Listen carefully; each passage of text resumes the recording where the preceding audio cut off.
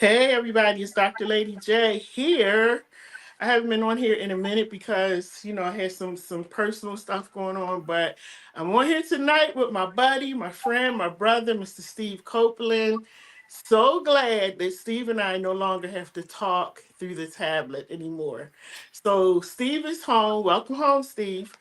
Thank And you, thank y'all make sure I'm going to be sharing this while I'm talking as well too. But I want to make sure that you share this because we're going to have like a conversation about this stuff that's going on with Donald Trump because I'm just like, was he joking or did he mean it? And I'm not a real, I don't like to sit up and talk politics and stuff like that, Steve, but I just want to get people's opinions on, what they think and what they feel about it. So I'm going to play a video in a minute, but before I play the video, I really want you all to make sure that you share this. So y'all listen and thank you so much because I got to say this before we get started. Like y'all got my YouTube channel and my what is it, Instagram is like really blowing up with me doing those shorts. So thank you so much. I really, really appreciate it.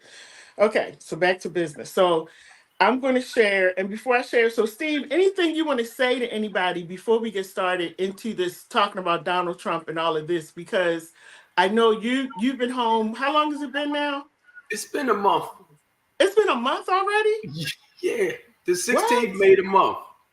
I did not know that. Oh my goodness. Okay. So you've been home for a month and just tell everybody how you doing and everything and then we're going to go and talk about this topic.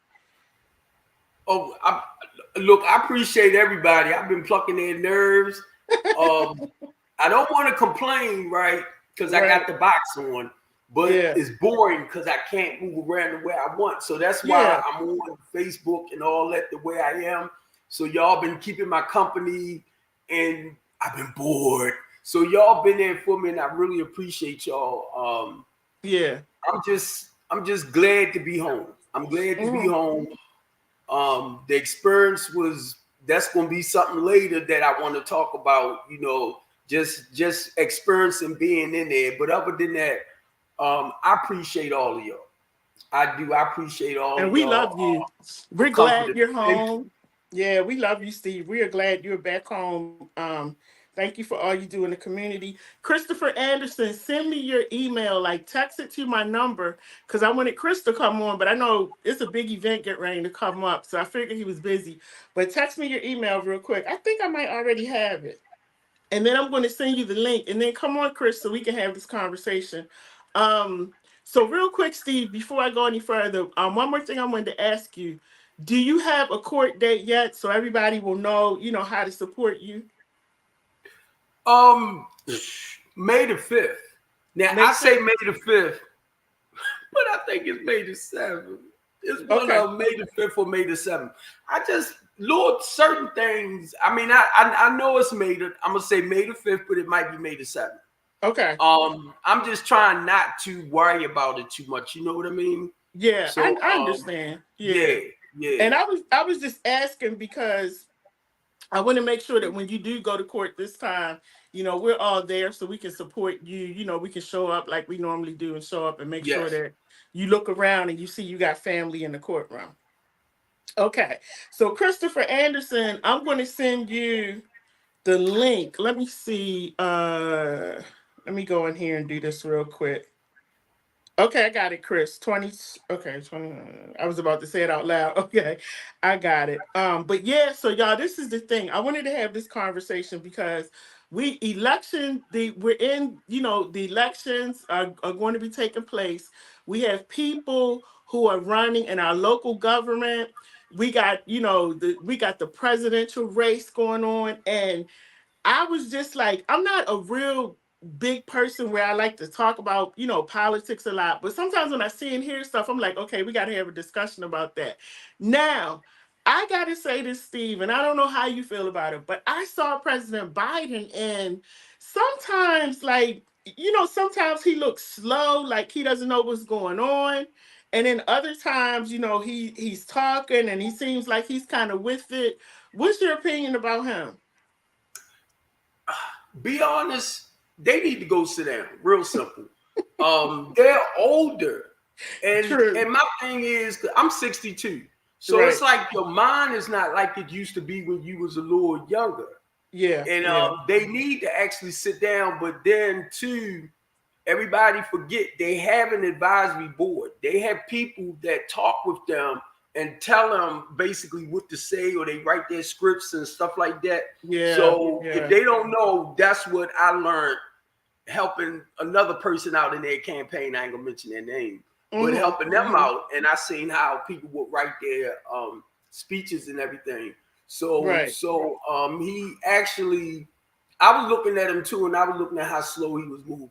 He's very slow. Like he Yeah, is very slow. And I'm just yeah. like, is he okay? Like, is it just that he's old? Maybe that's why he's moving slow. Maybe because they have a lot of stuff going on in their day, and I'm like, is it just that he's old and moving slow, or is he just like something going on? Like I don't want to say I don't think it's dementia or anything. I think he's just old. Yeah, Like is he? He's old. He's old. yeah. I'm on the third floor, so Mm-hmm. I go down the steps and coming back up, I can feel it totally different. Yeah. So Yeah. now I'm just looking at him because he's what, about 18 years older than me. Yeah. I'm 62, so he'll be 80, or he's already 80, and Right. Yeah, close to it. Uh-huh. it's and not just him not being smart. I'm looking at Donald Trump too, and they are Yeah. older, Right. Right. and Right. Yeah. I'm just looking at the mind and how we tend to think outrageous. You know what I mean? I Yeah. mean, if you understand what I'm saying. Mm-hmm. And Mm-hmm. I don't know. I mean, it's when I say that, I'm kind of trying to watch. I'm trying to watch what I But say. the thing is, like they're older, and then I'm like, okay, where are the younger people? Is it that no, the younger people don't want to run for president, or what? Because I think we do have some younger people that are running, but it seems like the front runners are Trump and Biden. Right? Uh-huh. And then Mike Pence said that he's not supporting Trump because he doesn't believe in everything that Trump is doing and Trump is saying and all of that. So it's just a lot going on. But then Mike Pence is a little bit older too. Right. So I was just wondering, like, where are like when Obama came, he was young. So I'm like, where are the younger people at? That maybe they don't want to run for president. I don't know. Maybe they don't want to. I'm not sure. But y'all do me a favor. I know people probably jumping on and off, but I'm actually sharing the video. And I want to make sure that y'all share the video too. And then Christopher Anderson is going to come on and join us. And I'm trying to wait for Chris to come on because I want to play this video and hear what Chris says. Because this is my thing with Trump. I feel like sometimes Trump says stuff for the shock value. Like I feel like he knows what he's doing when he says certain things, and he knows that people are going to get upset and riled up, but he says it anyway. And then, like when all hell breaks loose, he's sitting there looking like, oh, like almost like he don't know. This is why I want Chris to come on, because to me it's like he'll sit back like, no, that's not what I meant. That. You shut down again when Chris came on.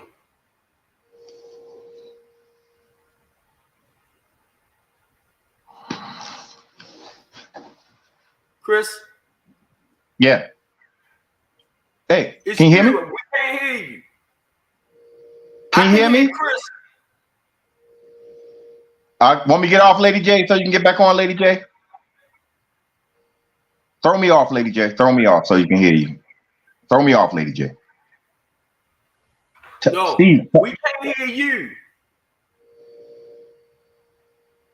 Hold on. Can't hear you. Oh, you can't hear me. Got it. Yeah, it. now. Oh my goodness. Because I see Chris' lips moving. I'm like, okay.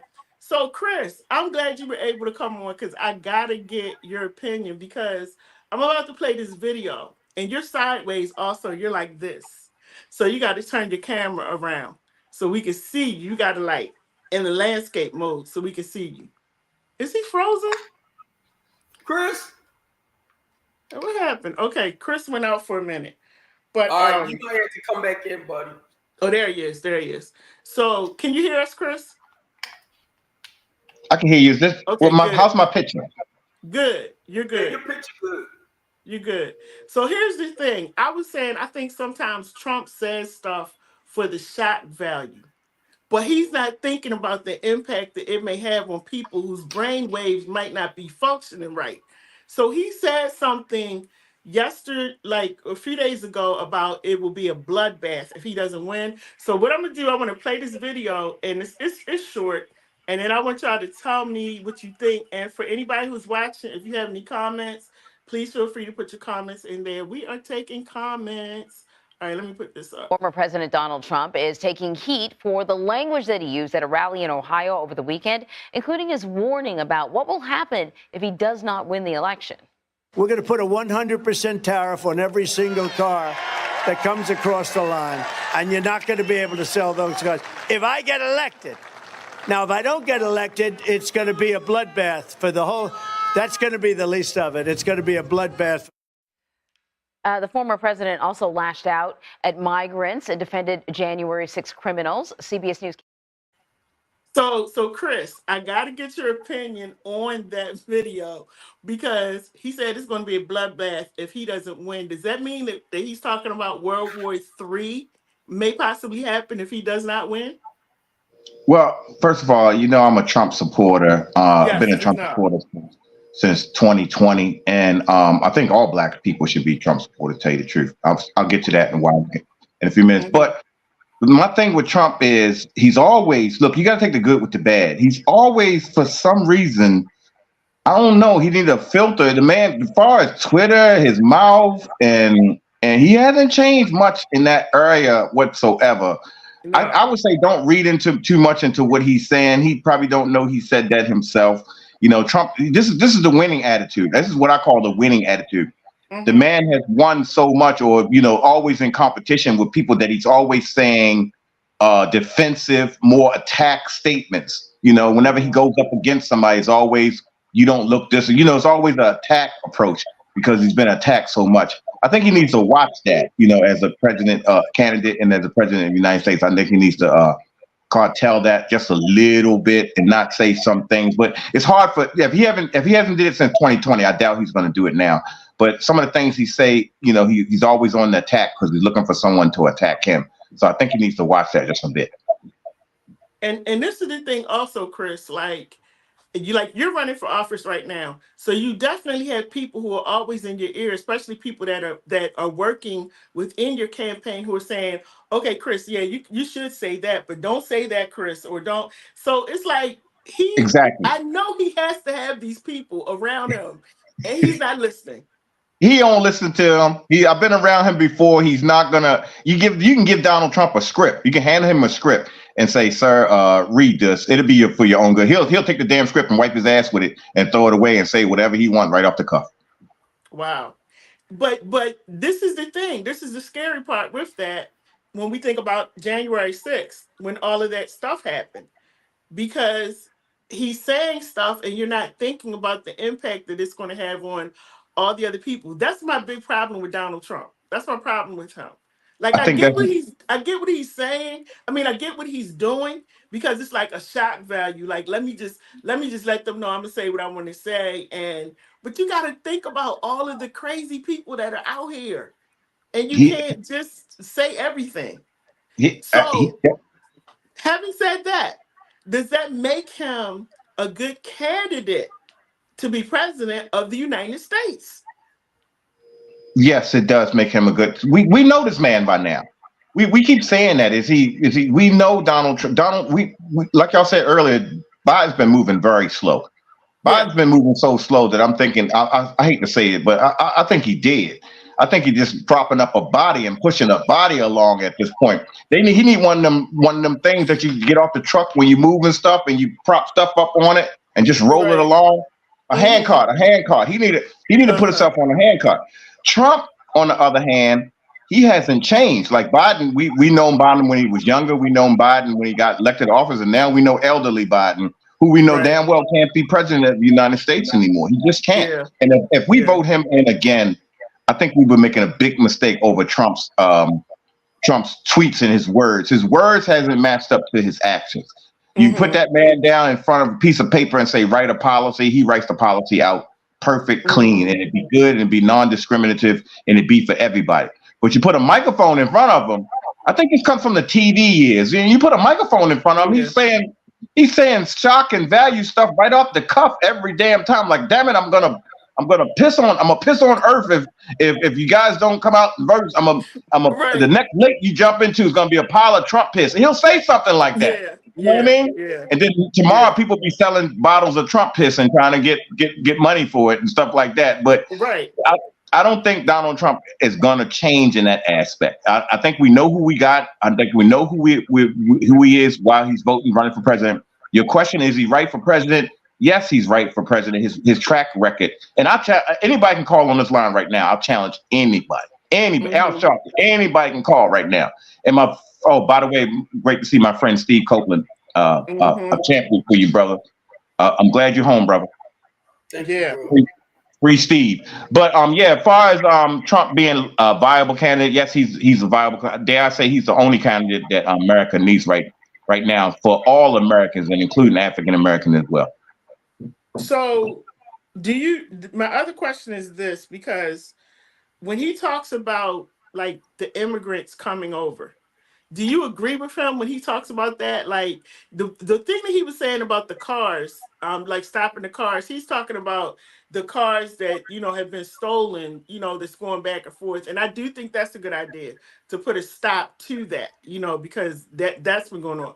But when he's talking about the immigrants and like shutting the borders down and not letting any more immigrants come in, like, what's your feeling about that? Because he should do it. I have mixed emotions on that. You have mixed emotions on it because, this is why I say most African Americans should vote for Trump. You have mixed emotions on it because we vote on emotions, and his rhetoric, the stuff that's coming out of his mouth, does not match out his actions. Trump will say, damn it, close the damn borders. We don't need no more whatever coming across. But then on legislative, we look at the legislation, even in Annapolis right now, being a sanctuary city is not a good thing for illegal. And I ain't afraid to say it. Biden said it out of his mouth, illegals, and then he took it back and say undocumented. Look, they playing games with us on the left. They're playing games with us as black people because we're emotional people and we're successful people. And right now we're successful so much that we just we vote for. We say I don't like him. That's the only thing that the Democrats say. We just don't like this guy. But yeah, we need a closed border. Let me at the sound of my voice, everybody on the line and everybody listening, all your viewers, if those people keep coming across the border illegally, guess where they're gonna go? The hood. They're gonna go to the hood. The hood. The white people ain't gonna have them around them. They're not gonna put them around them. They're gonna put them in the black neighborhoods. And Dr. Claude Anderson, a very good historian, said, if that happens and you get illegal in the hood, it'll be a bloodbath. The people in the hood, he said, don't got nothing on crime and cartel until those illegals get over here about their drugs with their machetes and stuff like that. You think they're killing right now? Put them in the hood. Put them next door to you in the projects, and you're gonna see killing on a large scale. You're gonna see crime on a scale where they can't control. And might I add, and I'm gonna defer to Steve. And might I add, New York is already going through this problem, and New York has already said, "Oh hell no, we can't have no more illegal aliens up here," because they put them in the ghetto with up in Queens and stuff there in the Bronx with the blacks, and that's causing a war. And we can't have open borders. Open borders threatens African Americans more than it threatens anyone. So you don't really look at it like a racial thing when it comes to Trump, because a lot of people say that Trump is racist too. No. That's the thing about emotion. They're not looking at policy. Just all you gotta do is look at New York and see what New York is doing with their sanctuary city in Chicago. Both Chicago are overwhelmingly black. Say no, we don't need this. We don't need this because come on, think about it. Everybody, they're not going to put the illegals in the suburbs with the whites. They're going to put them in the impoverished area. They're going to put them downtown Baltimore, laying all around the street. They're going to put them at Fells Point. They're going to put them West Baltimore. They're going to put them right there near your house, Steve, laying on the ground. And then it's going to become our problem to take them in. And guess what's going to happen? the ones that's we ain't got to worry about. See, we think emotional. We think, oh, we got to worry about illegals. No, you got to worry about undocumented criminals, people they let out of jail that they put over here and stuff like that. And what if you, being kind, take one of them into your house with your daughter and your children? Look, the headlines can write themselves. The headlines will be able to write. I'd rather that not happen and we close those borders. I'd rather that not happen and we close those borders. And we can't look no further than New York and Chicago to get the answer for that. Well, right now, and Steve, sorry, I didn't mean to cut you off, but I gotta say this before I forget. And Simone, we see your comment. Simone said she's talking about Trump. It was just a figure of speech when he said that. It always is And with him. It yeah, always and is with him. Simone, thank you, Simone. And my thing, like, I get that it was a figure of speech, but again, I go back to the crazy people that's out here that will be like, okay, if he does not win, it's going to be a bloodbath, and that's why I said he has to be held accountable for For his the words. things that he's saying, because everybody's not taking it in like, oh yeah, like Simone said, okay, she's a thinking person, and she said, oh, it was just a figure of speech. Everybody not thinking like that. But what I was going to say about New York, I just saw this thing on the news last night that in New York they have homeless shelters, and they're actually I forgot when it starts. I think it's next month when the men will not be able to. They'll be able to go in, but only stay for a certain amount of time. But they're going to be opening those shelters up more to the immigrants. So a lot of people in New York are getting mad because they're like, these are New Yorkers. These are Americans, not just New Yorkers, but these are Americans. And you're pushing them out to let the immigrants come in, And for me, and I get it on both levels, but it's just like the things that you see the immigrants going through when they come here, and then what happens to them a lot of times when they come, it's just like, is that right to treat people that way? Like, it's a lot. Simone said every side she said every side has crazies, and they both say stuff similar. That's true, they both say similar stuff. You're right, Simone, absolutely. Simone's, that's called critical thinking she's doing. She's thinking. Yes, absolutely. Thank you, Simone. Go You ahead, need. Steve. We can't. Steve, go We ahead. can't do emotions anymore. We got to start thinking policy, not emotions. Go ahead, Steve. Steve, look at Steve. Steve ready to lay me out. I seen that look on his face before. I seen that look on his face before. No, I'm not. Oh. No, I'm not. Because what I'm thinking about, when I was with ACN, I heard Donald Trump was one of our top speakers, right? And when he opened up his mouth, I said, oh my God, he was part of the mafia. You could just hear that gangster in him. And that's what he's doing today. He a thug. Trump a But thug. now, let me say this. I was taught that your talk should match your walk, or your walk should match your talk. That's not what he's about.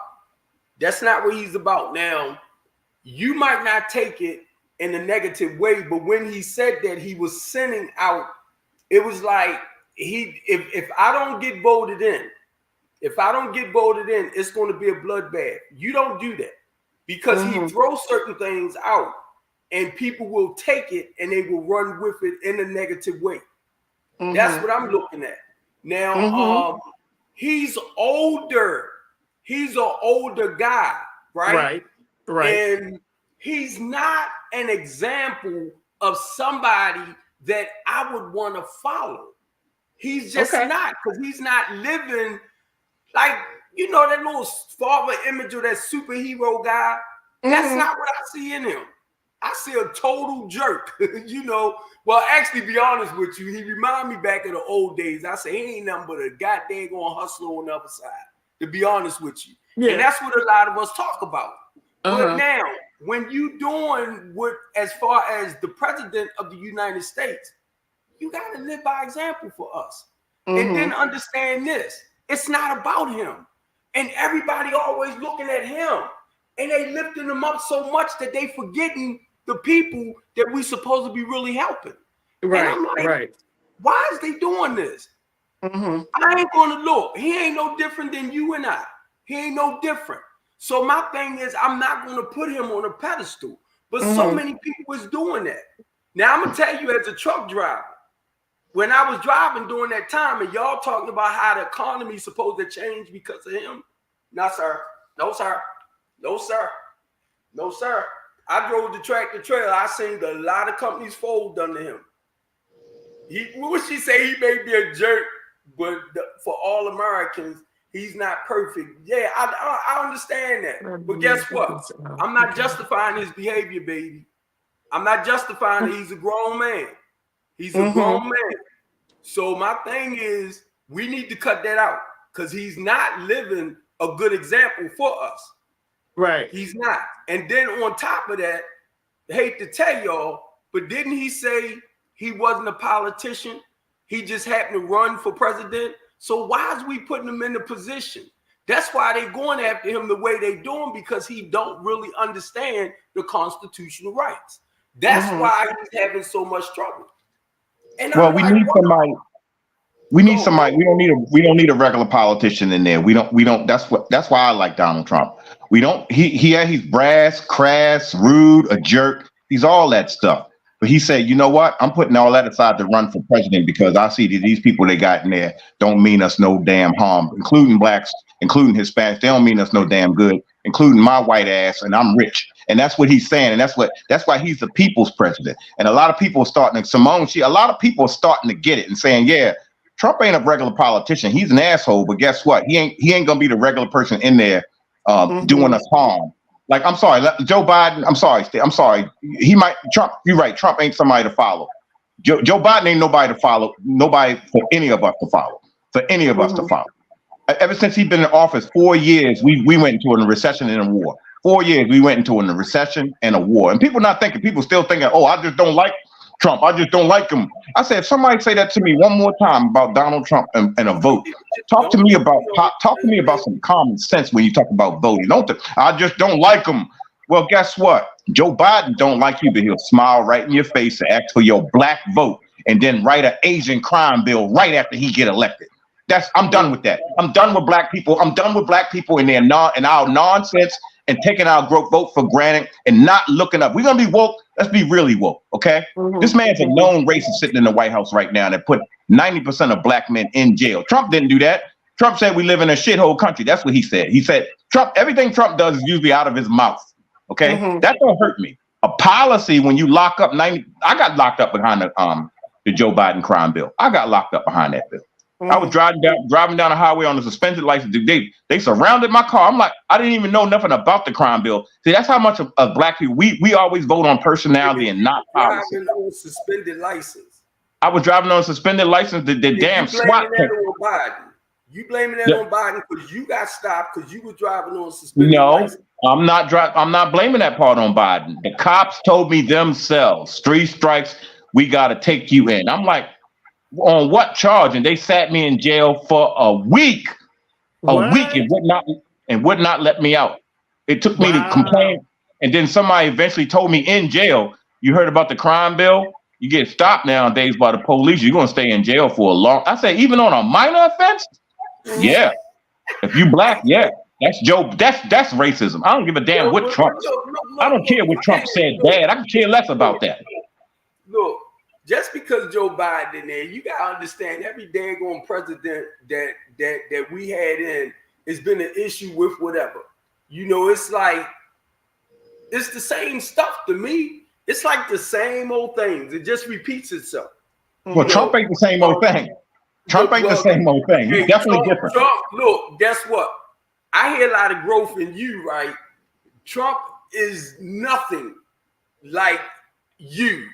As far as how you've been into being a politician. My thing is I fight against our politicians for not doing what they're supposed to do towards the people that need them the most. To me, Trump, Biden, the billionaires, the millionaires, man, they cool. They good. They are not the problem to me. It's the ones that really need them the most, which the ones that need us the most, the ones that's on the ground. So Trump, man, I can't not joke about him. I said Trump can get in his plane and drive the rest of his life up in the air because he got the money to do it. But then I'm looking at what's happening to him now, and I don't know what's going on. But anyway, it's just, Chris, be truthful, bro. And I know you know, it's just a lot of bull junk, man. To me, it's a game. And that's why I backed up off a lot. I backed up off the Democrats. I backed up off the Republicans because we started focusing more on the higher uppers rather than doing what we need to do for the grassroots people, the people that's on the ground.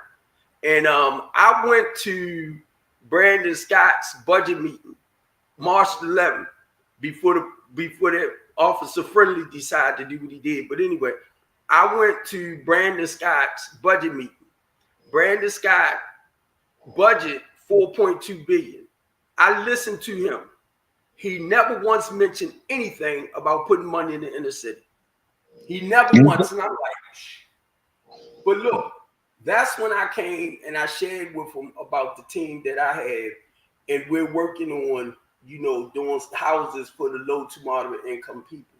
So that way, if y'all decide not to do anything for them, which I was listening to them, and that money went everywhere else except for building back up in the inner city. It's not about building up. I heard what you said about the black people, right? Need to vote for Donald Trump. Not being smart, bro. Please don't do that. That's a white man. And that's offensive. Hold up. Don't take it wrong. I would not. Because right now, I feel like when you said that Isn't the other guy white? Isn't the other guy white? I don't listen. I'm just talking to you as another black man. All right. I would not do that. I mean, I understand that's where you at and that's how you feel. I would not do that. I'm saying that. You listen, brother Steve, the person that drove on the truck with you, the same man that drove on the truck with you and gave out the food to the community, me. I'm saying that for the black only, and black people need to start thinking. Look, I've got a lot of Pan-African friends. I'm saying that for the black. You can either keep getting more of the same begging. Your politicians, I'm sorry. I was very upset with this last election when Joe Biden got in, and I saw so many of my black people still begging. So, yes, sir, can you write us a bill? And he wrote a damn Asian crime bill right now. I'm done. Listen. Listen, let me get it out. I am done with black people begging, and not one Democrat can get on here and explain themselves, including Brandon Scott, who's always in the White House. He's supposed to be over here doing a job, and he over there kissing Joe Biden's old ass. And for what? I don't know, because we don't see nothing in the community. I'm done with that. We need to vote somebody different just to shake their asses up. If I gotta throw a Trump at him, if I gotta throw a Donald Trump at him, just Donald Trump to fuck up their politics, then damn it, that's what I can do. And I suggest every black person do it. We look, if we don't need more of the same. We don't need more of the same. So Chris, do you running think for the 7th district again, right? Huh? You running for the 7th district again, right? That's correct. All right. So what is you doing in the community to help build back up in there anyway? I'm glad you asked that. Then I'm gonna defer to Lady J, because Lady J just asked a question. I just came from the community. I know you ain't out there, Steve, as much as you used to be, because the man got you on lockdown. But I just came from Carver Vocational High School. They had a prayer visual tonight. I know you probably got the email from Doc Cheatham. Well, guess what? I just came from that visual. Thank you very much. I just came from that visual, and I've still been doing my same old, going out into the community, feeding the poor, still talking to the people, still helping the homeless. I'm still doing all that, but I just came from the community. Thank you very much. But Lady J, what was your question, real quick? so Chris, you really feel in your heart, and I know you do, but I want everybody who may not know you, I want them to hear this from you. You really feel in your heart that Donald Trump is the best person to run the country for, and I want to say black people. He is the best candidate. He's the best candidate. That's what you feel. Yes, and I'm gonna tell you why. We ain't thinking. First of all, there's only two candidates to pick from: Donald Trump and Joe Biden. Look at Joe Biden. Listen. They're duping us as black people. Black people being duped to voting for a zombie instead of this man's over here. We got a choice between a zombie and a loudmouth. I'll take the loudmouth. It's just common sense to me, and it's time black people started using common sense. I don't want to hear I don't like him. This other guy, he don't like you. Listen, somebody It's obvious somebody's doing Joe Biden's bidding for him. It's obvious. He wrote, and I'm gonna say it again to the sound of my voice for Steve to hear, for you to hear, Lady J, and for everybody listening. Use your head. He wrote an Asian crime bill the last time black people, 89% elected him president. He wrote an Asian crime. I don't know. I'll say it slow. An Asian crime bill for 89% of the vote that got him elected, African Americans. He said, "I'm gonna help y'all out with an Asian crime bill." I'm not voting for him. I don't suggest no one of ethnic color vote for him. His policies conservative. That's all we want from a president anyway. I ain't got to shake his hand and go golfing with him.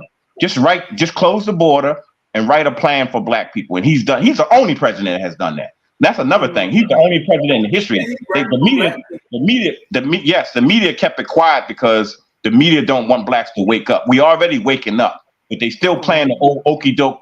We want your vote. We're gonna shuck and jive. We're gonna shuck and jive and do it. Get Beyonce to do a concert to get y'all votes.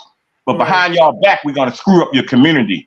Donald Trump ain't doing that. He's the only president that wrote a damn urban. We've been asking for an urban policy plan in the black community for years. He's the only person that actually wrote one. It's called the Platinum Plan. He's the only president that actually wrote one. Ice Cube formulated it with him. Ice Cube and Dr. Boyce Watkins formulate the Platinum Plan. And Donald Trump signed it into law, and that's what Donald Trump has to offer black people. I'm not gonna tell people what's in the plan. Look it up for yourself. I'm tired of Why you not gonna tell them? Because I was getting ready to ask you that one. See, that's the problem. Oh, I'll tell you. Y'all talk stuff, but you never tell them what it is. We need to do research. That's why. But I'll tell you. I'll tell you. First of all, Juneteenth. Oh my God. It's an insult to my intelligence what Joe Biden did. Juneteenth was in that plan, the Platinum Plan. No. I thought you was gonna go on Trump, not Biden. We got Juneteenth because of Donald Trump. That was in the Platinum Plan. Another thing was in the Platinum Plan was police. What is it? What is that? Police reform. Police reform. In which he already started letting black people out of jail under the Trump administration. I'm quite sure. Do y'all remember that? Do you remember that, Lady J? I remember. Black people coming out of jail. Yeah, I remember Black that. people coming out of jail off of Joe Biden's police reform plan, and then he was funding HBCUs, and then he was giving out jobs. All this in the Platinum Plan. And when Joe Biden got elected to office, guess what part he kept? Guess what part he kept? Black people needed so much. Juneteenth, the holiday Juneteenth. That's the only part he kept.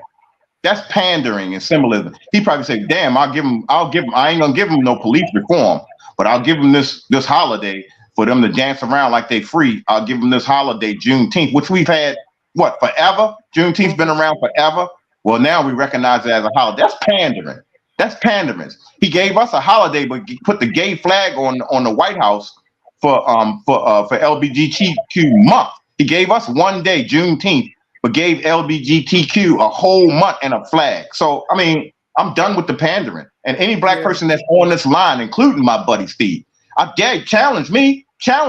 You ain't got nothing else. You ain't got shit on the Democrats. Nothing. Democrats haven't given you shit but symbolism. And then you eat it up and you say, yeah, vote for them again. Vote for them again. I'm a Republican, right? I'm a Republican, right? I'm a Republican. Oh, I know you. Yes, I know you're a I'm not Republican. a Democrat. But guess what? I'm not going to lift that white man up, okay? I'm not going to lift him up. I'm not going to sit on here and tell black people that they need to vote for Donald Trump. Because you sound like you on the field, bro. I'm not trying to be smart. I hear you. What I'm saying. I hear you. Would never, what you saying out your mouth, I would never tell another black man no bull junk like that.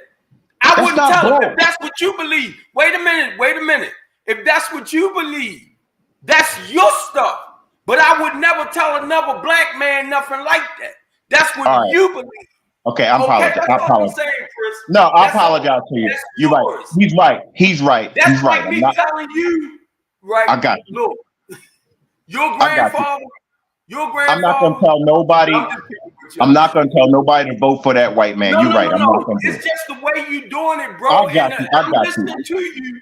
And I would tell my people this, and I would tell my people this: don't vote for who they tell you to vote for. Don't vote for the other white man. I'm sorry, the other guy that's got your best. Stop voting for people that don't have your best interest in mind, black people. That's what I was saying. But So, see, but look, not Chris, being smart. but Go Chris ahead. is saying, Chris is, and I think Chris, this is what you ever see that show, Everybody Hates Chris? Everybody hates Chris, right?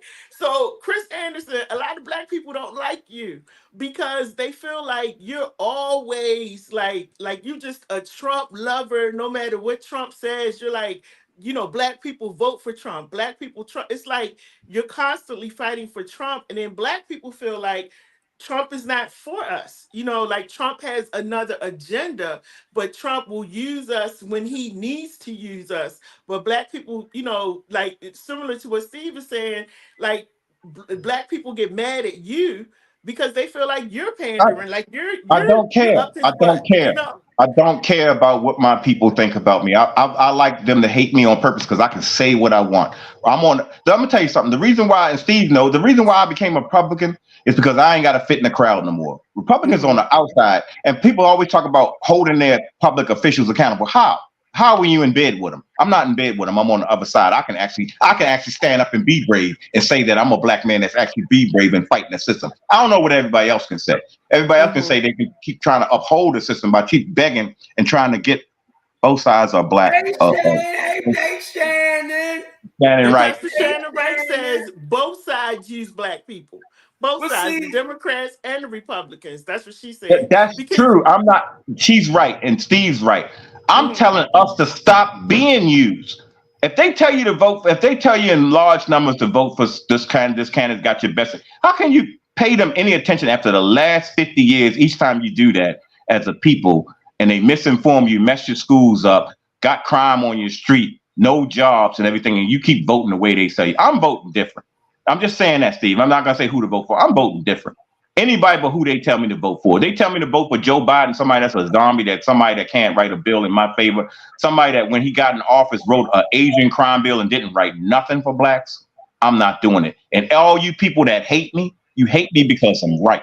You hate us. You hate us. You go us real woke people nowadays because we're right. And you can't say what we say around your family. You can't say it. You can't say in public. You can't say it at the office. You can't even say it on your own job because they threaten you. They don't threaten me. You just remember that. So you're cool, and I know you, Chris. I know you. You're cool. You're cool with saying I'm a Republican. I love Trump. I'm going to support Trump. I'm going to fight for Trump. I'm going to get Trump in the office. Like you're cool with saying that. It doesn't bother you at all to say no, that. because I'm not bored. We got a lot of people that's voters that are begging for jobs, and I've seen it around Mr. Scott. Listen, let me tell you something this real quick, and I'm gonna let Steve chime in. Give us a bit of context instead of always voting on our feelings. I was with an independent candidate for mayor, Mr. Igwu, and he told me they just had a debate. Him and Shannon Wright and all of them had a debate a little while back, and we got out to talk to some of them in the audience. And he said that right now in City Hall they're paying people $15 hours for jobs. He said those jobs in New York City are $30 an hour. He said, how come they won't? You gotta look at the cost of living. The cost of living in New York is I mean, it's a lot to live there. You're talking about a little flat, a little small apartment. They're paying like $2,000, $3,000 a month. So of course they're going to be getting more money versus what people would get in Baltimore. So I mean, it makes sense to me. That makes sense, but it don't make sense to me as a consumer and a person that's voting in my pockets. I mean, didn't inflation hit us here as well? And we got big homeless problem, and we don't have that many people with home ownership, and they living in apartments, and their rent goes up every year. So you would think that someone would vote for people that's policies. I'm sorry, Steve. Vote for policies that will help us. At least start looking at different policies. Go ahead and read Shannon's statement. Shannon says true woke folks do their homework and vote their own self-interest. She is absolutely 100% right. And that's what we don't do. We're told to just go vote for somebody and vote for them because we like them. And we never get to see that person. So in your opinion, if people don't vote for Trump, like I'm talking about black people, if they don't vote for Trump, you're saying that they're not woke. I'm saying they're not woke. 100%. How can you be? Okay. How can you be woke and doing the same thing that you've been used to doing over and over and over again and getting no results? And we yelling at you, telling you about it. Listen, I found out most people. I know people don't want the word Republican around, and Republicans have been doing everything. We're using conservative, using traditional values, even using church values. They're in the Republican Party. Most people are just scared. I hate to say it. Grown men scared. I can't vote for. My family might find out that I voted for. You don't want your own best interest in mind, and you don't want the country's best interest in mind. If you're going to vote like that, if you're going to continue to vote like you sleep, don't call yourself woke. So how do you hold Trump accountable for some of the things that he does? And then Simone, I'm going to get to your question. Like, how do you hold him accountable? Let's go back to January 6th, okay? When all of that stuff happened, and some people right now, Chris, are sitting in prison for what they did back then. He's still walking around like I don't know, like he has amazing lawyers because like, he is still walking around and he's running for president and doing all of this.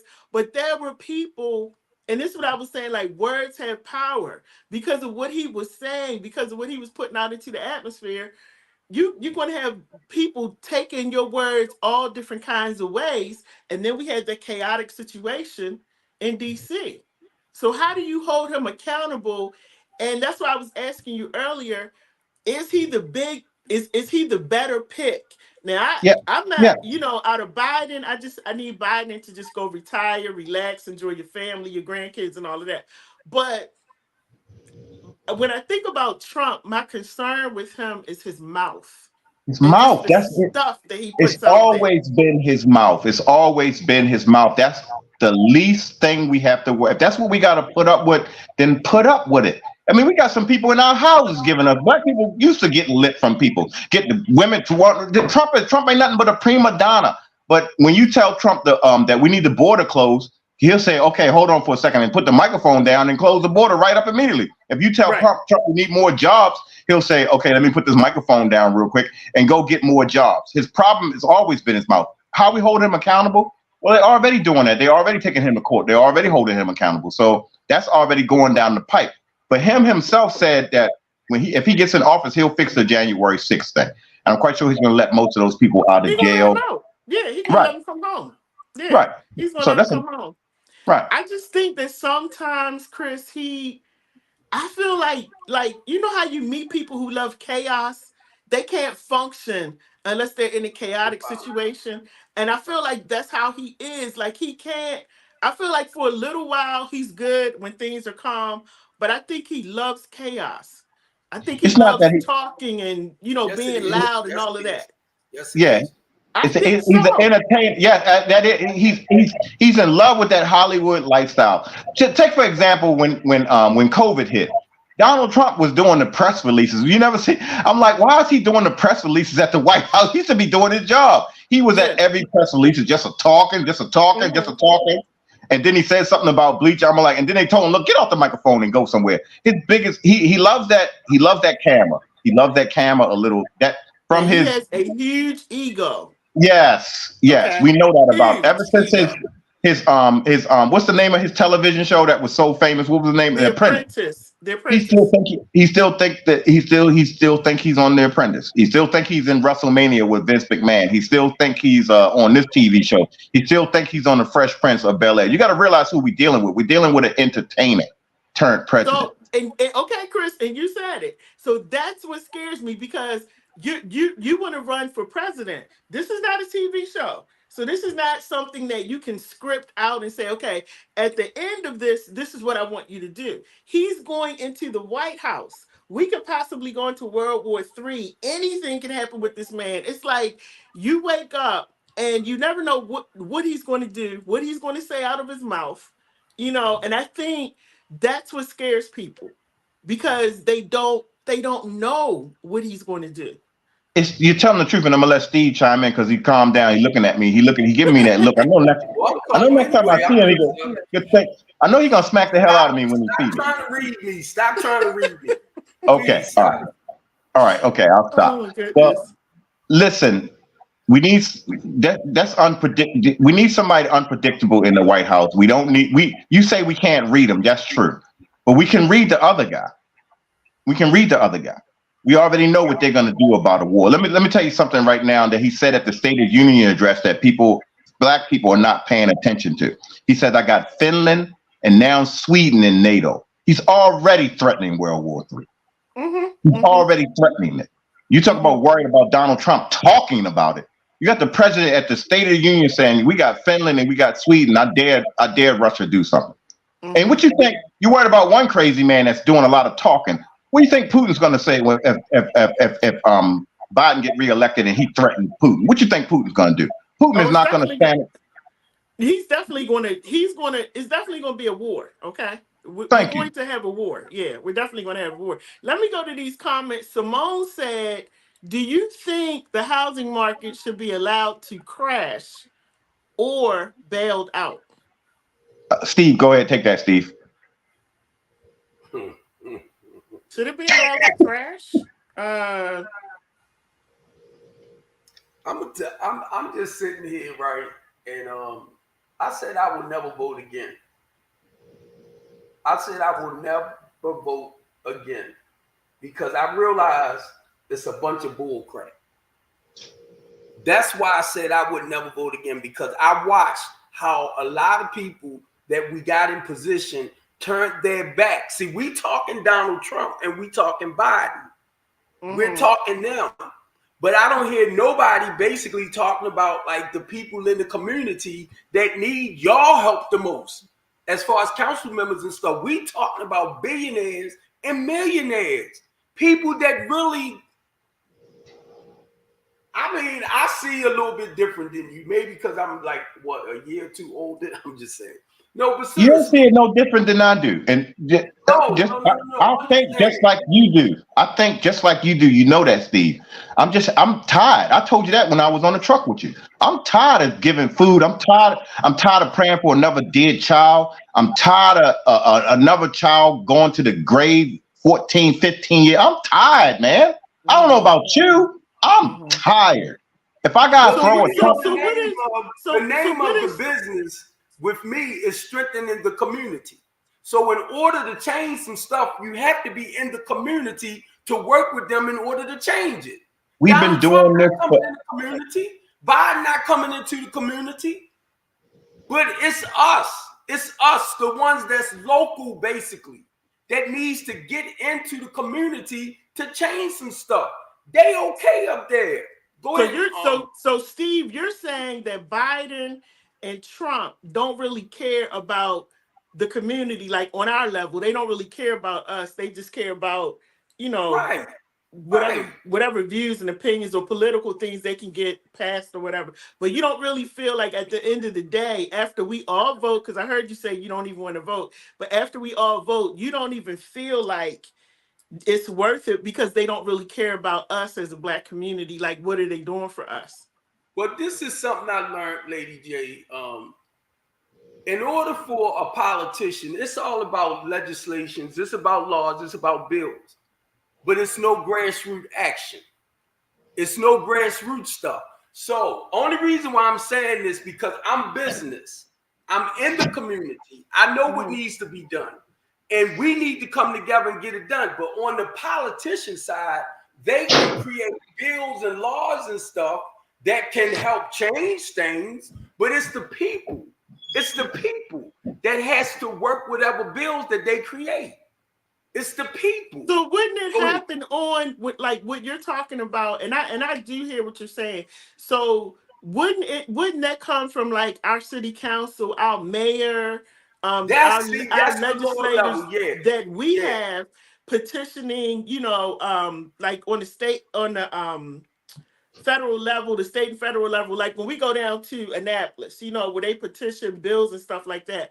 But wouldn't that, I hear what you're saying about like the presidents are not doing anything, but that's why we have our local officials, because they're supposed to be fighting for us on behalf of us. They're the ones that are in the position to be able to go and say we need money for this or this is going on in my community. They're the ones that's supposed to be out there for us.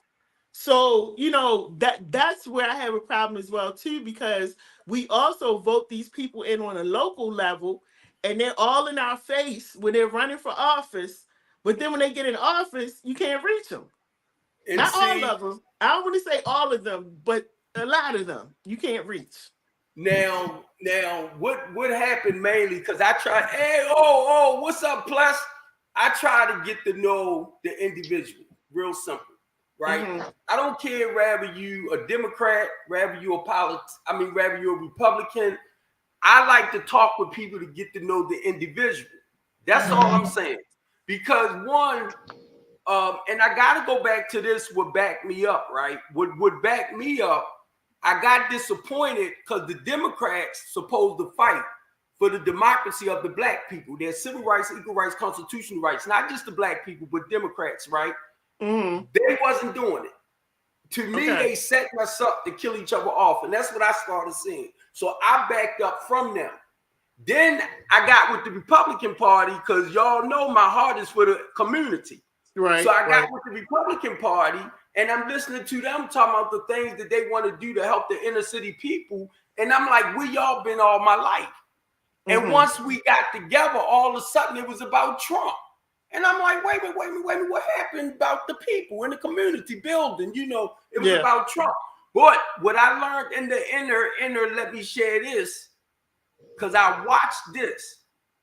The council members, the delegates, it's not a lot of y'all that comes back into the community.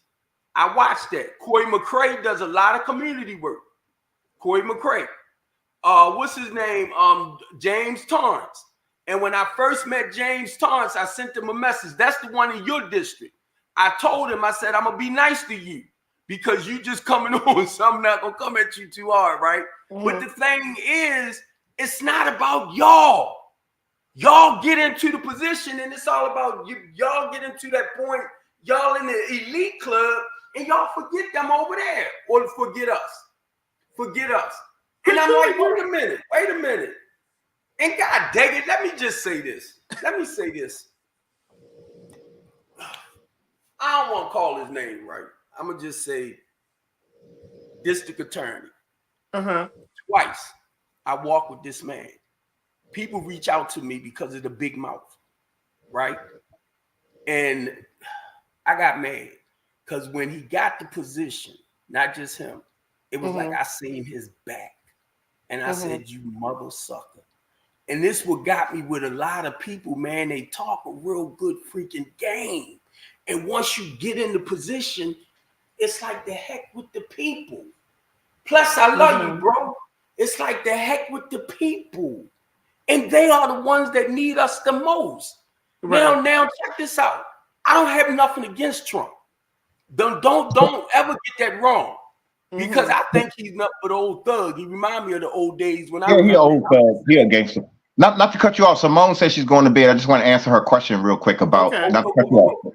The market, whether it crash or save. Listen, black people, I'm tired of us talking about saving the system that we say oppress us all the time. It's a good question for you as a compassionate African American. We always trying to save something.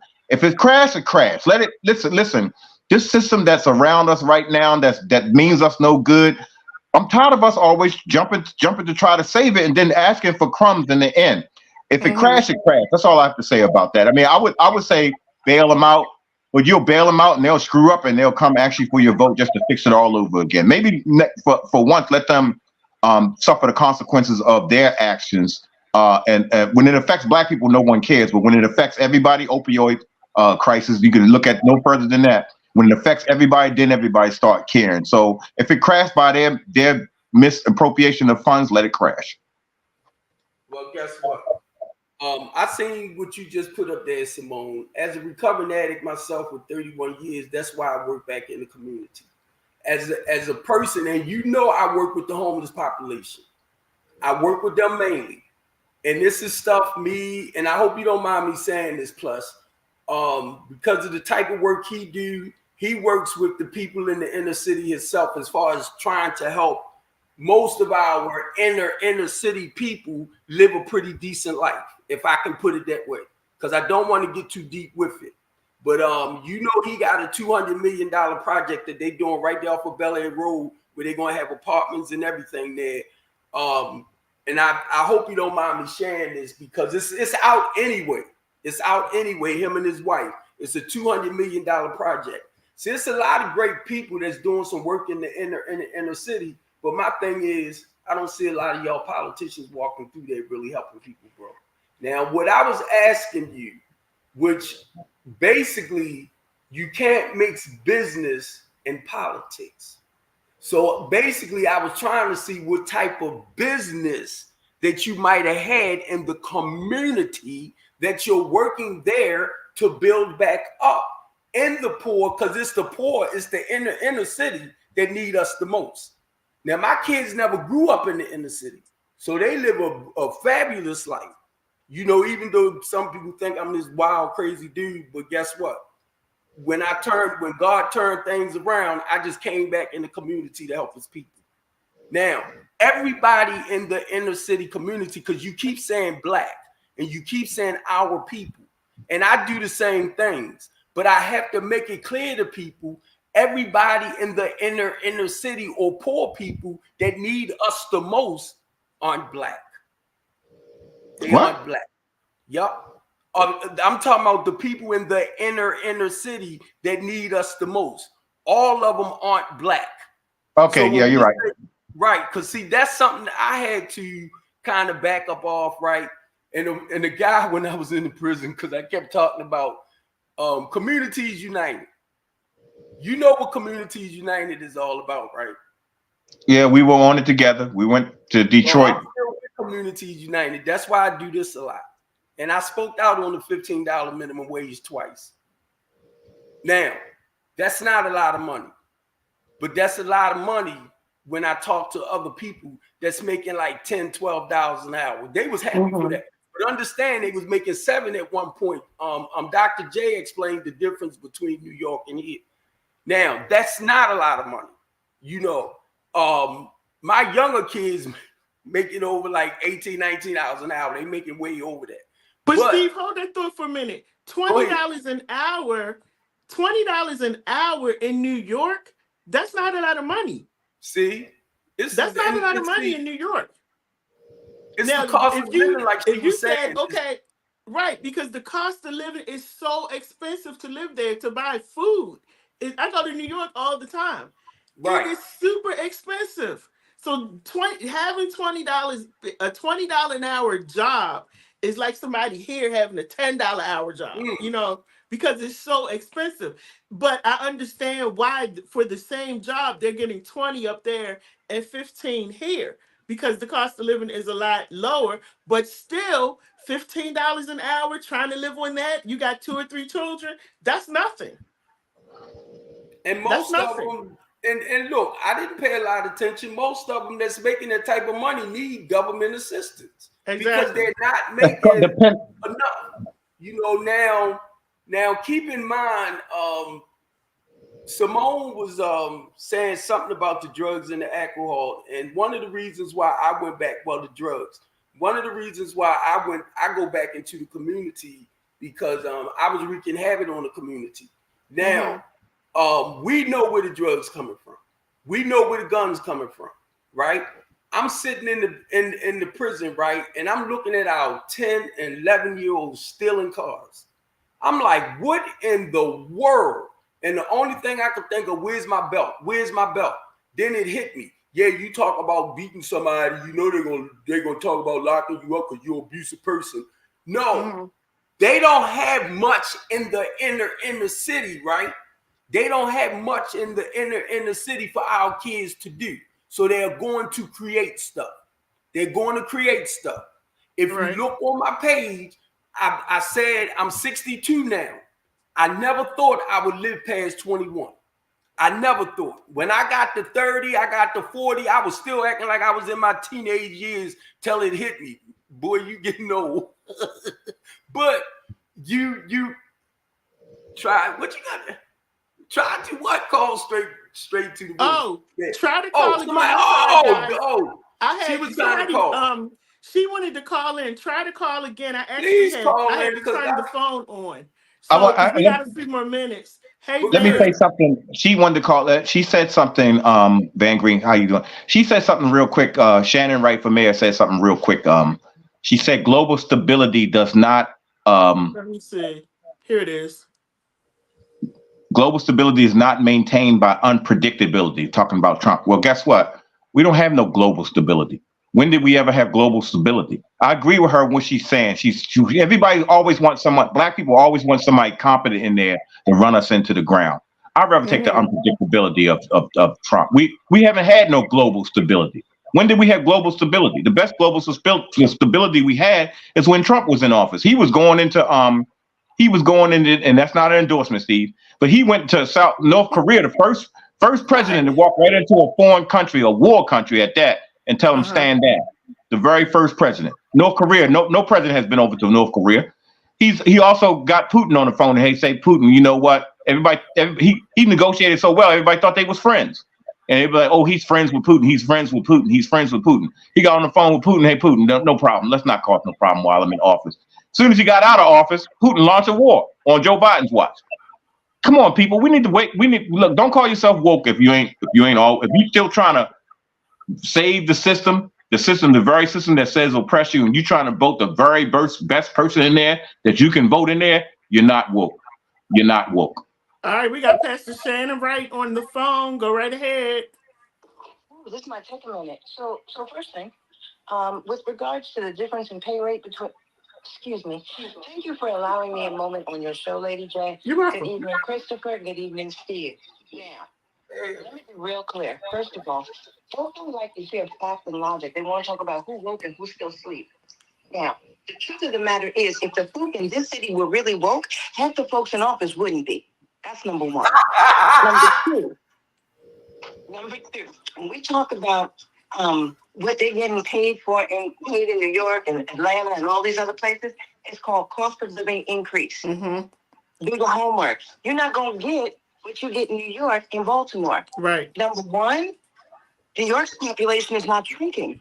New York doesn't have a ghost student problem. New York doesn't have failing schools. So you're not going to get here what you get there until you make your elected folks here do what they're supposed to do, not what they want to do. So for everybody that's complaining and talking, and yes, I'm going to say it as a pastor, bitch, get off your butt, do your homework, use Google for something other than who's talking about who, and find out who's trying to talk about legislation that is in your own self-interest. I don't want to hear, Chris, love your brother, don't talk to me about Trump. I want to hear about Trump or Biden. I want to do the homework. People talk about, well, somebody's trying to take back the Affordable Care Act. How many of y'all out there actually read it? I did. People want to talk about their elected officials and what they're supposed to do and the laws and this and that and the other. It's all outlined in the city charter. How many read that? I did. So you can't be wrong and strong. First of all, everybody needs to do their homework. Period. This way you don't have to read the cliff notes and take somebody else's opinion about nothing. Formulate your own opinion. That's why we have a problem as Black folks in the community. The reality is, everybody's sitting here talking about what a Democrat system or the Republicans that. Let me tell you something. The only way to achieve true power as anybody with any kind of color up in your skin is to have a seat at all the tables. All of them. Because that's how you direct change. Not fighting for a crumb or a scrap off of one or the other. We need seats at all the tables. Right. And if you can't get one, build your own damn table. We're not doing that. That's why we have the issues we do. There's no reason on God's green earth, with the history and how long the city of Baltimore has been here, that we are sitting here looking at the dang blasted Trump-Biden rematch here on a local level. You telling me our best options is somebody that didn't do none of what he got elected on until it was time to get reelected, or somebody that got put out because she did too much and she wasn't supposed to? That's what we got to choose from? And nobody in this city be mad about the way this city is going unless you're actually willing to make a change. Period. And I think that's what it comes to, because I feel like somebody liked your comment about build your own table, but I touched feel on. like black people, especially in Baltimore, to me, I feel like black people have given up. I feel like they've lost the fight, because Yeah. I'm telling you, I don't understand, and somebody has to help me understand this, how we are losing so many young people on a daily basis, and there's no outcry, there's no protest. I can tell you that. I was at a protest Black today. folks I was at have to one know today. how to find out where their God is. And I don't care if you're Christian, Jewish, or Muslim. Forget about your faith. Because when you stick to your faith, and I'm going to go there for a minute, but when you stick to your faith tells you what to do with your children, your neighbor's children, the old lady down the street, the widows and orphans, tells you how to do all that. But we ain't trying to hear that. So that's where the dysfunction starts. Now, you got multi-generational dysfunction going on. You took the daddy's out the house, the mama's trying to be mama and daddy. The kids are like, the hell with you. I'm not listening. They used to going to school, got some meals, and got some education, and got some philosophy, and got some mentorship. But that ain't happening because the Board of Education is too busy about how many students they can create to get the money from the state. Now, when you got the broken families and then you send the kids to broken schools, there is nothing else but to turn them out in the street. When you take a young mind and you twist it up to use it how you would, one is called grooming. And when they're groomed, it's called pimping them. That's what we're allowing our leadership to do in our city. Because there's no way that there should be a discussion or a debate in Annapolis or anybody else, any place else, about what to do with juvenile justice. Because if folks gave a damn about juvenile justice, they'd be catching these kids before they got wrapped up in the street in the first place. Yeah. So that's why we're seeing this, because we have become desensitized and have become accustomed to the new norm of it. Like, anybody ever here watch Saturday Night Live? Yeah. They used to do a dating skit. With two overweight people, two people that just look like what nobody wants. And the song said, lowered expectations. Wow. Wow. Because that's where we are. Wow. And when anybody, and another thing, one last thing, it might be the last, minimum wage. If anybody comes to me talking about minimum wage, and for y'all that don't know, I am running from here, and I will be very clear about this. Anybody that comes to me with talk about minimum wage need to go sit down somewhere. I don't want to hear nothing about nobody's minimum wage, and I'm going to tell you why. I spent decades pouring into my 4 children, and I did not do that for them to get anybody's minimum, nothing. I know that's right. I know that's right. I'm the same way. Yeah. I'm pouring into 4 grandkids now. I'm not pouring into them to go out and look for somebody's minimum anything. That's right. For their goal, for their dream to be what somebody else decides is the minimum of what they should get. I want mine looking at the maximum. I don't care what your minimum is. Don't talk to me about minimum wage. Right. Go Right. out there and get yours. And that's what we have. We got another call, but thanks for calling in. And everybody, this is Pastor Shannon Wright. She's running for mayor of Baltimore City, Republican candidate running for mayor of Baltimore City. Thanks so much. Thank you. Okay. I think the other person hung up. Okay. Van said, just watch Good Times to know the reality. And that was a sitcom. Like, now that I'm older, y'all, and I'll go back and watch Good Times sometimes, I'm like, that wasn't even really funny. We laughed at it back then. But when you think about it, they were in the projects and they never moved up, never moved out. He never got a raise. It was always going from this job, handout, this and that. And we laughed at it. He died in the project. He died in the project. He died, yeah. And then, the daughter, Selma, ended up getting married, and then they're all still living in the projects. And we laughed at it. We thought it was funny, and it's not. And that's how I think a lot of times we get rocked to sleep.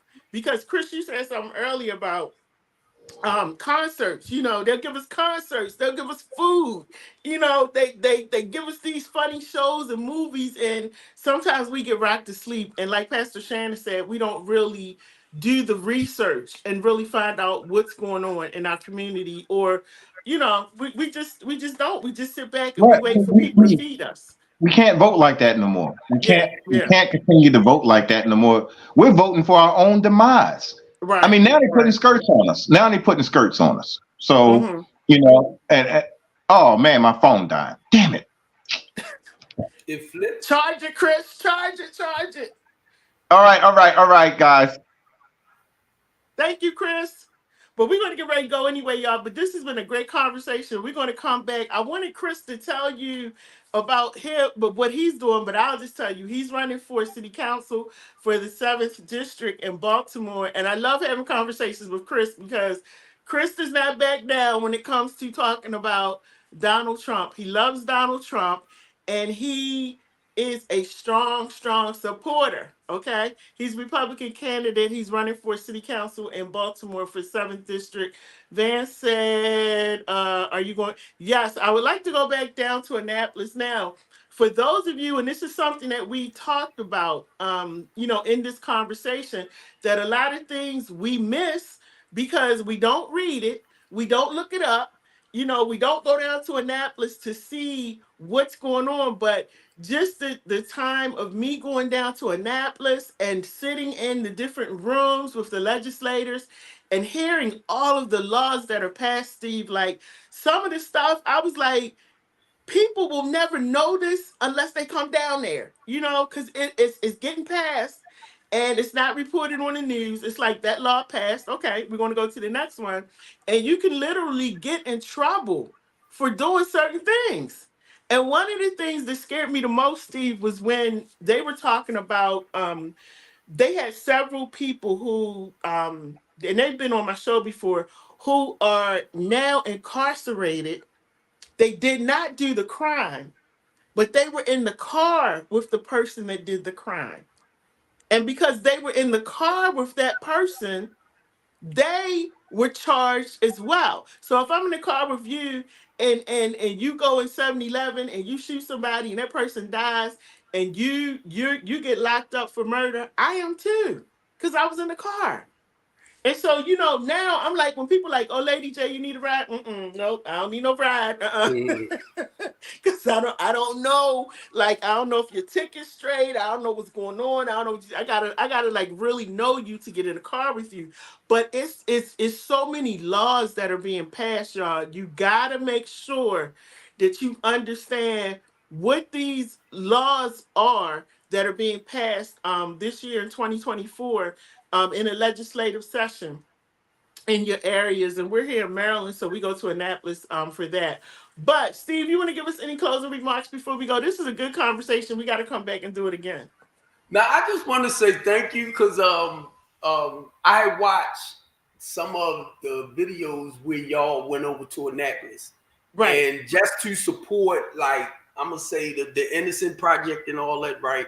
Now, at one point, I said I wasn't going to no more town hall meetings and I wasn't going to none of those. But then I said, "Know what? I'm going to start going again." Because, just trying to fight for our people and looking at the laws, like you saying, Communities United, and I'm going to try to share that real quick. We fight behind the scenes and we try to get the people in the community to come to stand up in the community. I used to give meetings, have meetings in there like once a month in the communities, like safety in the war zone, harm reduction in the community of color. And I would invite people out that lived a certain way, and then they turned their life around, like Ted Sutton do. He goes all over, Dr. Ted. You know what I'm talking about. Right. So I would call people out too. And that's something that we really, really need to start doing again. I said I was going to send a message to the people that's working with Safe Streets because they took a lot of people that was returning home and they were still going off of the same old information. That's why they did what they did. So you got to get people and help them change that old way of thinking, because now you got the black males in the community. The king back. So I'm looking at stuff like that, right? Where the men can step up to the plate now, because the women always been there. So certain things, and Chris was talking about it too, it tends to hinder us. But now, I don't have nothing with Trump, nothing with Biden. I'm just looking at how things trickle down financially for us to do what we need to do in the city or on the lower level with Brandon Scott, our local politicians and stuff like that. Those are the ones I look at. Donald Trump and all of them, come on, they do what they do. I don't care what president get in. you can build the wall, which I thought he had built the wall, but people still coming in, they're gonna keep coming in. So it's like what we It's do not when going to stop. Yeah, it's never going to stop. You know, that's they're going to find a way to get to the U.S. They're going to find a way to get in there. You know, and so we're it's gonna never try to going to take stop. care of them. Yeah, it's never ever So going to stop. But listen, Steve, I appreciate you. I'm so happy to be able to like talk to you the way that we're talking now. This is like old times, you know, us talking. So we're gonna do this again because I definitely will be coming back, y'all, a little more, doing more lives because I had kind of, you know, taken a sabbatical. I just took off for a while from doing lives and social media and stuff. But I'm definitely gonna be coming back. With some more, actually more of the politicians for you guys to be able to talk to them, especially on a local level, to be able to talk to them. Some of them I'll be doing a face to face with them. And you will have the opportunity to come on the screen if you want to talk to them. So we're going to get back to doing that. We're also going to get back to talking to our returning citizens and those who are incarcerated. I want to give a big shout out to Mr. Player. I don't want to say his first name because you know he can. When we bring him on, we'll let you know. You'll see his face. But Mr. Player just did 25 years, and he's been out now. I think it has to be maybe 3 or 4, maybe about 3 or 4 weeks he's been out. So when they say congratulations to him, I want to say congratulations to everybody that I have interviewed throughout the past year who got out. And Steve, guess what? They're all still doing great. Nobody has returned back. Like these brothers are doing great things. So I'm going to be doing a show where they will actually come on and we'll do like, you know, where are they now? So we can talk about, you know, when they first came out. A lot of them I interviewed them when they first came out and it's like a year. For a couple of them, it's like 2 or 3 years later. So we're going to come on and we're going to have that talk. And Steve, congratulations to you. What did Van say? Trump made sure we ate, but Biden takes food out of our mouths. Okay, Van. I'm gonna have to have Van on here the next time. Okay, Van, I hear you. I look, Christopher Anderson would have loved that comment, Van. He would have loved that comment. But I'm gonna have to have Van on, and you got Steve over there praying after you said that. Yeah, So no, I just bust out laughing because I thank God I made money. oh goodness. I Oh made my money. goodness. Oh I'm my talking, goodness. I had to rely on the president and the government and all that. Right, Me and right, my right. wife made real good money. And you know what? And absolutely. And your children are very well educated, beautiful children. And that's what Pastor Shannon Wright was talking about. You teach your children not to grow up and make crumbs and get minimum wage and just go work at the fast food place or the corner store. You teach your children to grow up and do better than you. Go get your Yep. college degree. Go get a couple of degrees. Go buy your own home. Buy your car. That's what we're supposed to be teaching our children. And we got to start having that conversation again because somewhere along the way that has been lost. And a lot of our children are now dropping out of school. They're out on the streets doing who knows what. And to be honest with you, when I go in and out of these detention centers, when I go in, Steve, like a lot of them act like they're at their friend's house. You know, Yeah. it's Yeah. like it blows my mind. Like it's no big deal for them to be locked behind that wall. I'm like, what are y'all doing? Like they talking, they laughing, they joking, and you know, tell my girl I said this and that, like, or see you in the yard and stuff. I'm like, y'all locked up. Do you understand what's going on? And they're babies, but they look at that like. And I don't know, and that I want to have that conversation because I'm not understanding. Is it because you feel like you don't have a family at home, and your family is when you go behind the wall? Like I don't get it. So we definitely gonna have that conversation. She said, Charlene, sis, you know me, you know me and Chris got into it at the Cultural Arts Center about Trump. Chris gets into it about with everybody about Donald Trump. I think Donald Trump, Steve, should put Chris on, you know, on his list of people that are really close to him. He needs to be on that list because Chris is truly an advocate for Mr. Donald Trump. Now, y'all, I want everybody to have a good night. Make sure you tune in the rest of the week. I'm going to have some other stuff going on. But do you know Leslie Vass? Who? Leslie, is his name Leslie Vass, I think? I gotta call him because he has an amazing story. Let me make sure I have his name right. I might be saying his name wrong. Let me look on my phone. But he has an amazing, yeah, Leslie Vass, an amazing story. He was incarcerated, and I need to get him on, but I will have him on. I'm gonna have him on. All right, Steve. Thank you so much for coming on. You have a good night, okay? Thank you, and I appreciate you. I appreciate everything you Yes. did there. You know and then you know a lot of people is getting real expensive bills during the Yes. COVID time when they was going through the tolls. And I was wondering, was you gonna try to cover that? You know what? We do need to talk about that because my son is one of those people.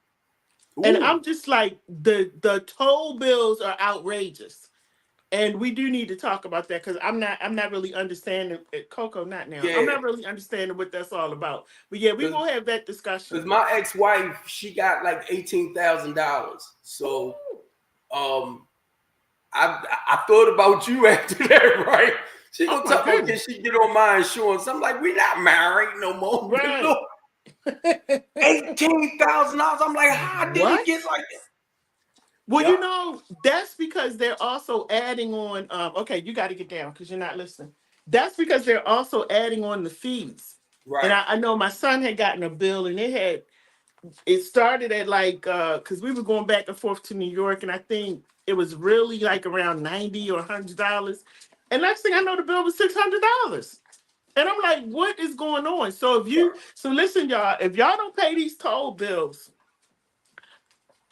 Coco, what are you doing? If y'all don't pay these toll bills, just know that whatever fees and fines and everything that they're attaching to them, they are enormous fees, like ginormous. And you got to make sure that you get on top of paying those tolls. This is why I don't like that they've taken those jobs away from people and you just drive through the toll booth and they clicking on your license plate. I don't like that. But Right. that's the way it is. And I didn't even know until a few months ago that there's no toll booth anymore when you come out of the what's that harbor? The is it the JFK harbor or whatever? Like when you're going on 95 and you go through the tunnel, And I didn't even know that there's nobody there. Like they took all of the things down, so you just drive through. I didn't know that.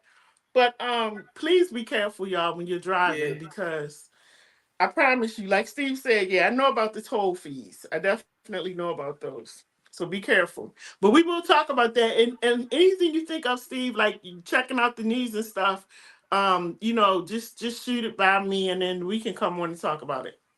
All right. And just make sure everybody know I've been praying about my attitude. Oh, and you did very well tonight. I want you to know you did really, really good tonight. Because I thought at one point you was just gonna and just go off, but you were very calm. You were like doing a woosah. And I said, look at Steve. Okay. That's good, Steve. But you know what? It's called growth, and we all. I think as we get older, I can say for myself, as I get older, I just get tired. I was never an arguer or person, fussing and raising my voice anyway. But I just truly don't want to do it now. If you want to argue, I'm like, you got it. You're right. You're right. I'm done. I'm just going to sit back and let you have it. But you did really good tonight. Really good. I was shocked though, but I mean that you called me because I realized we're like this. We do, but you're more professional than me. I said she's a reporter. She's a reporter. I said she's like Oprah Winfrey. I'm just one of those Roland Martins. I just come. Yeah. But Yeah. two, it's like, you know, I've been really, really, really praying, not to lose me though, but Mm-hmm. to be more open now. You Yeah. know, Yeah. a lot of people that I blocked, I said I'm gonna unblock because I Mm-hmm. wanted more of your experience, not your opinion and all that. But I said I'm gonna just unblock.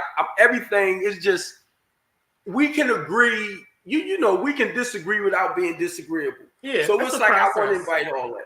You know, It's a process, and yeah, well, you know, good for you. But the people that I block, you're going to stay blocked. I ain't unblocking you. You're going to stay blocked. You know, that's on the phone, that's on social media. Whatever I blocked you on, you're going to stay blocked. That ain't in me yet to unblock, so I'm good. But you know, Steve, yeah, if you want to open up, because I feel like for me, as I grow, that you know, you outgrow people. Not that you're better than them, but it's yeah, like you outgrow their shenanigans. And it's like what I used to think that you were doing was real funny, and I used to laugh. It's not funny anymore. Like you right, grow and you get older. I'm 61. I don't really like. I just want my life to be quiet, you know, and relaxed. I don't want all of the other stuff. So this year, I told everybody this year is the year of the block. So mm, if you call me and you can't get through, chances are I blocked you. You know, I'm just going to say it. I blocked you. You know, or if you're trying to look for me up on social media, I probably blocked you. So you won't see me unless you go on somebody else's phone. Like, I'm just not for the foolishness. I ain't gonna pretend. I ain't gonna fake the funk. I don't want to talk to you. Okay. But if and I it, see you out in public, I'll be cordial and I'll speak to you. But I just cut a lot, like I cut a lot of people out of my list. I really did, because if you got, I'm into connections this year, and I talked about that at my granddaughter's memorial. Like, I'm into connections, and I'm watching who you are connected to. So mm, if you're connected to something or someone that I don't believe in, or I don't have any dealings with, I can't be connected to you. I can't. I can talk to you and be friends with you from a distance, but you can't be in my inner circle anymore. You know, my circle is closed. I ain't let nobody else in. Don't ask me, like I tell people this year, don't ask me for no money. I don't have it.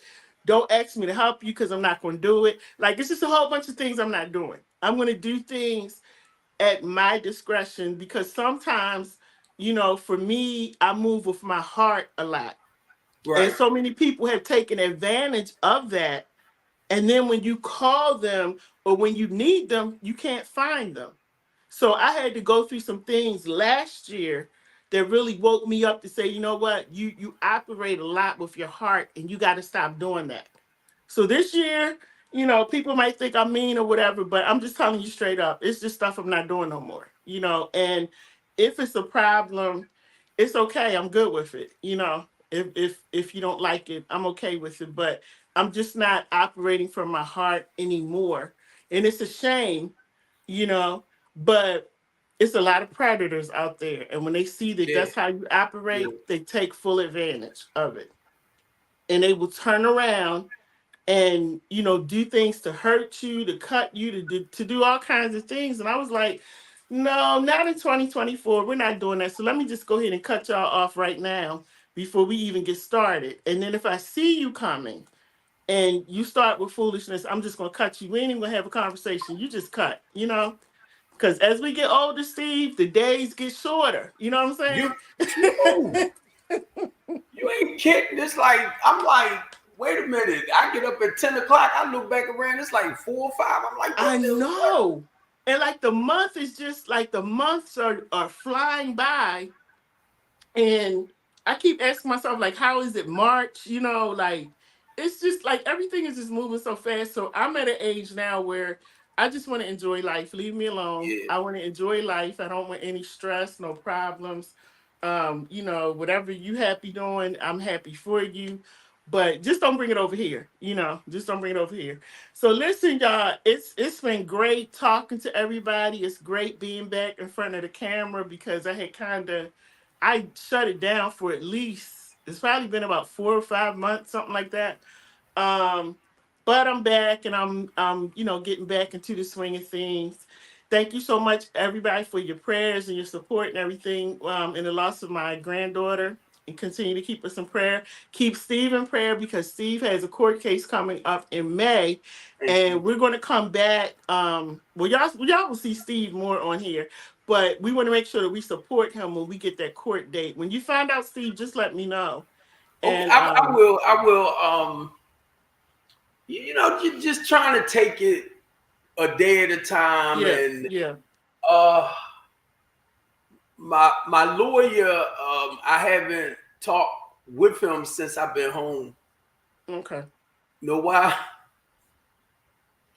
He on my Facebook page. No, Oh, he's he's following watching me. you. Yeah. Yeah, he's trying So, to make sure. so it's helping him. I Yeah. realize it's helping him put stuff together because I felt the spirit, and that's why when I talked with him and he told me, he said, I went on your page and I found out you're not the person they trying to make you out to be.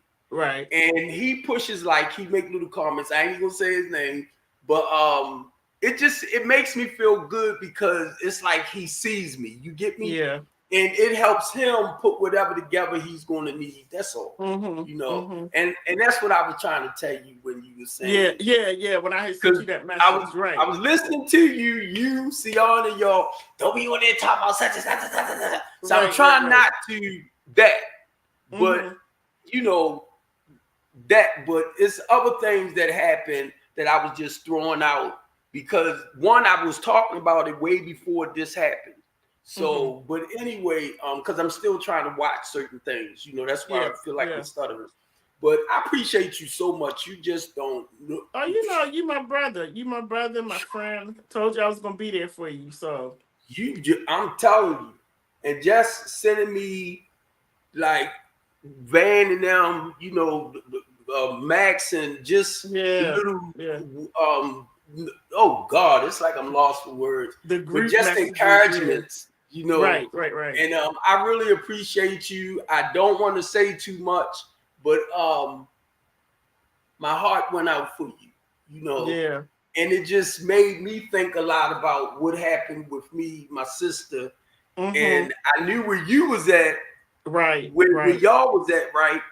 And it was like when that first day when you told me, it was like I just dropped. I'm like, yeah, because remember I sent you the message and I was like, you're gonna be an uncle. You know, when I sent you that message, and I said, you know, hopefully you'll be home in time so you can see your niece. And then I had to come back and tell you that she had passed away. Yeah, it's been rough. You know, it's like you have your up and down days. But I know the one thing I know about myself is that I have to get back into the swing of what I was doing, because if I don't, then I could fall back into being depressed and, you know, just like a hermit, not want to go anywhere, not wanting to talk to anybody. So I really been, you know, pushing myself, even though I don't feel like it. I just been pushing myself to like get back into doing what you love to do. And talk to people. Like I love talking to you and Chris. I love the back and forth, like laughing with y'all, talking to Pastor Shannon today. So I got Van and Joyce, all these other people. My girlfriends took me out for the weekend. So I was saying at the memorial, like that's why it's important to have your own, like a village around you. So when things do happen, when you got things that happen in your life and you feeling lost, like those people just jump in like eagles, you know, and they just jump in and they grab you here and they taking you there, even though you don't feel like it. So, you know, that's what's been helping me. But you know, everybody continue to pray for my son and his girlfriend, because I mean, and my family, because everybody processes grief in a different way, you know. And so for me, what I will say for myself is that I have grieved before, but this is the worst grief that I've ever gone through. This is the absolute worst. And so, you know, like I was out today at a doctor's appointment and I'm just like crying, you know, and I'm not a crier, but this has just been the absolute worst. I can't even explain it. I wouldn't wish it on my worst enemy, because it's like I'm grieving about my, you know, losing my granddaughter. I'm grieving for my son because I know that he's hurting. And like I tell people, as a mom, you want to always jump in there and make sure, okay, I got you, son. You know, I'll do this, I'll do that. I can't take his grief away. I can't take pain Mm. away. I can't bring your daughter back, you know. So in that sense, for me, the grief has been really heavy.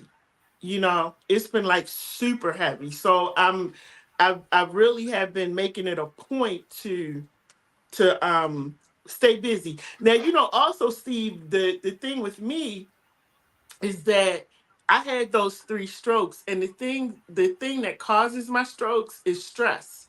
Mm. And so I also had to like kind of, you know, get myself together because I was starting to feel my body was starting to feel a certain way. And I was like, uh-oh, you know, like you gotta this weight is on you so heavy, and you gotta learn how to, you know, figure out a way to let it go. So what I'm gonna be doing is talk to my doctor today, and I'm actually going to start going to like grief counseling sessions, and you know, sitting with other people who understand what I'm going through. Like when you said you lost your sister, I can say, wow, I'm praying for you, but I really don't understand because my sisters are still here, you know. So I can't understand your pain in losing your Right, sister right, or losing your mom because my mom is still here. So right. a lot of times, like my friends, they give me all the love that they can, but um if you have not lost a child, or you know, lost a grandchild, like it's just it's an unbelievable pain. And I keep saying, God, when is this pain going to go away? You know, because some days I wake up and I feel really good. Yesterday I felt good mentally and emotionally. Today I was just like a basket of tears, you know. And I was kind of debating, like, do I want to do the show tonight? But then it's like I got to push myself, you know. So um you know, that's what I'm dealing with right now. I see it, Van. Roberta's house. That's one of the places that um my doctor actually gave me information on today, was Roberta's house. And I didn't know Roberta's house did grief counseling, but I'm definitely going to reach out to them. So, and I think it's good to talk about it because a lot of people don't have a platform, Steve, to sit in front of the camera and say, you know, I'm grieving or this is what's going on. People just, oh, you go there, okay. People just kind of suffer in silence, you know. Pull it. And I think it's good when you can come on and you can just openly say, you know what, yep, this show was fun. We had a good time talking, but y'all, at the end of the day, I'm still grieving, you know. And I think it's good to be able to say that because I want people to know that I'm human, you know. And I'll be going through stuff just like everybody else, but you know, it takes time, everybody. So if you Yeah. are dealing with grief, don't be afraid to get some help. Don't be afraid to go to therapy, counseling, whatever you need to do, and make sure you stay in touch with other people. Don't you will feel like you want to just shut down and not deal with anybody or anything. But you gotta keep going. You gotta keep pushing, and you gotta, you know, use the people that this is why I'm saying your connections. Because if you have good friends around you, when you call them, they're going to talk you through it. If you can't get one person, you'll be able to get somebody else. You know, they're going to love you through the process. And so that's why it's good to have good people around you. Okay, so that's all I want to say about that. But yeah, Steve, but thank you so much for coming on, and we definitely will talk again. Y'all do me a favor, make sure you share the video. If you came on late tonight, we were talking about Donald Trump and, you know, the outrageous stuff that he says. And we had a very strong Trump supporter on here tonight who's African American. He's a male, Christopher Anderson, gave his views and viewpoints. And him and Steve, you know, I love to see them go at it with their conversation. Chris's phone died, so he had to get off. But yeah, go back and look at the video. And again, make sure you share it. I hope y'all will continue to be blessed.